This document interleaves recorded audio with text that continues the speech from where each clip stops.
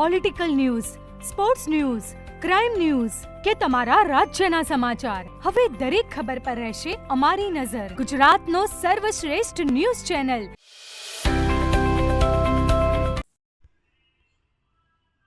રોટરીના multi district project અંતર્ગત Rotary district 3142 અને 3055 દ્વારા થેલેસીમિયા અવેરનેસ માટે મુંબઈથી ભુજ સુધીના સંયુક્ત કાર રેલીનું આયોજન કરવામાં આવ્યું હતું.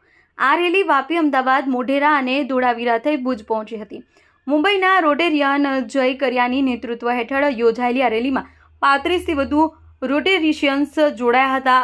સાથે જ રોટરી ડિસ્ટ્રિક્ટ 3055ના ડિસ્ટ્રિક્ટ ગવર્નર નિગમ ચૌધરી, અમદાવાદની રેલી કોઓર્ડિનેટર સંજય દલાલ, સેતુ શાહ, પૂર્વિશ પટેલ, નેહાબેન શાહ, હિનાબેન શાહ તેમજ વિજાપુરથી સંગીતાબેન પટેલ અને કનૈયાલાલ આચાર્ય પણ સામેલ થયા હતા.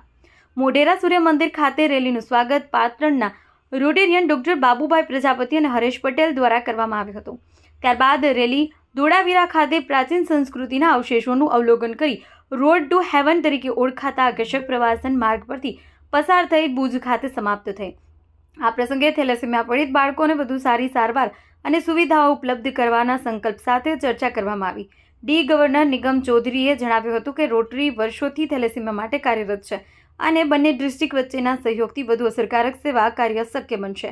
પાટણના રોટેરિયન ડોક્ટર બાબુભાઈ પ્રજાપતિએ ભુજના થેલેસીમિયા સેન્ટરની પ્રશંસા કરતા જણાવ્યું હતું કે આ કેન્દ્ર દર્દી તથા તેમના પરિવારજનોને માનસિક, શારીરિક અને આર્થિક રીતે સહારો આપી માનવતાનું ઉત્તમ ઉદાહરણ પૂરું પાડે છે. આ માટે ક્લબ પ્રેસિડેન્ટ હર્ષદભાઈ ઠક્કર અને મેન્ટર જયેશભાઈ શાહ અભિનંદનને પાત્ર છે. રોજય કરિયાએ ડિસ્ટ્રિક્ટ 3055 મહેમાન ગતિ બદલ આભાર વ્યક્ત કરી થેલેસીમિયા પીડિત બાળકોને મુંબઈ પ્રવાસ અને સારવાર માટે આમંત્રણ આપ્યું હતું. અહેવાલ કમલેશ પટેલ, પાટણ.